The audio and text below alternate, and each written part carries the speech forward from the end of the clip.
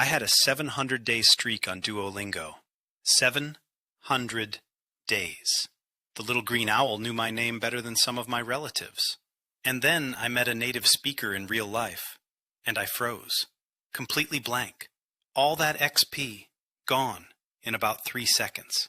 So today, I'm telling you exactly why that happened, and what you actually need to do instead. Look, I'm not here to tell you apps are useless. They're not. But there's a huge gap between what they're training and what fluency actually requires. And once you see that gap, you'll understand exactly why you can ace every lesson and still panic in a real conversation. By the end of this video, you'll know the real reason apps stall out around intermediate level, and the one habit that actually fixes it.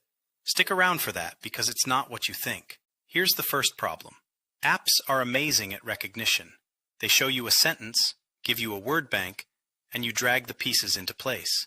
El perro come comida. Look at you, genius.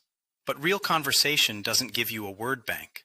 Nobody hands you 4 tiles and says, pick the right order.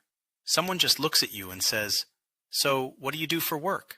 And suddenly you have to build that sentence from nothing in real time while they're staring at you. That's the difference between recognizing a sentence and producing one. Apps train recognition. Conversations require production. And those are almost 2 different skills. But here's where it gets interesting. Even when apps do ask you to type or speak a sentence, there's 0 pressure. If you're wrong, a little red X appears. Cute. Try again.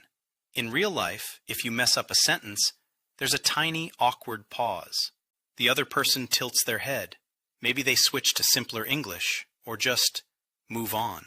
That micro-stress is actually part of what builds fluency. It forces your brain to adapt fast. Apps can't replicate that, no matter how good the streak system is. Now here's the part most learners miss completely. Streaks, XP, level ups, that's not language progress. That's a dopamine system. It's the same mechanic as a mobile game, just wearing a language learning costume. You can absolutely max out your streak while your actual speaking ability barely moves. Why? Because the app is optimizing for one thing, keeping you opening the app every day. It's not optimizing for you opening your mouth and speaking. Those are different goals, and only one of them makes you fluent. One more thing, apps teach sentences in isolation. The elephant is in the kitchen. Great.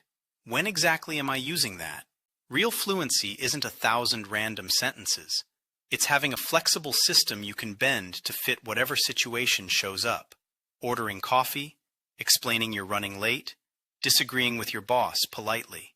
Apps rarely teach you that flexibility because they're built around fixed sentences, not real adaptable conversation.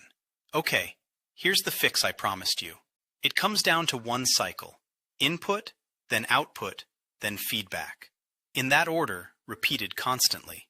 Input means hearing and reading real English. Podcasts, YouTube, shows, stuff slightly above your level. Output means you producing language, speaking out loud, even alone, even badly. And feedback means getting corrected by something. A tutor, a language partner, even a recording of yourself you cringe listen to later. Apps usually give you input and a tiny bit of fake output. They almost never give you real feedback on real, spontaneous speech. That's the missing piece. That's the whole gap. Try this right now. Don't use any app.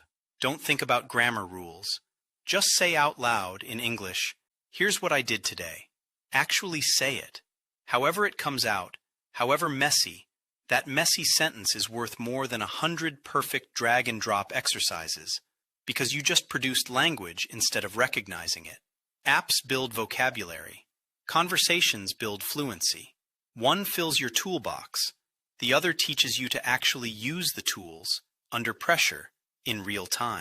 So here's your challenge. This week, have one real conversation in English, with a tutor, a language partner, even just yourself in the mirror. Then come back and comment what happened. I want to know if it felt different from app practice. I'm betting it did. If you've been stuck at that frustrating, I understand everything but can't speak stage, that's actually a whole video on its own, and it might be exactly where you are right now. So if you want to break out of that stage specifically, that's coming up next. See you there.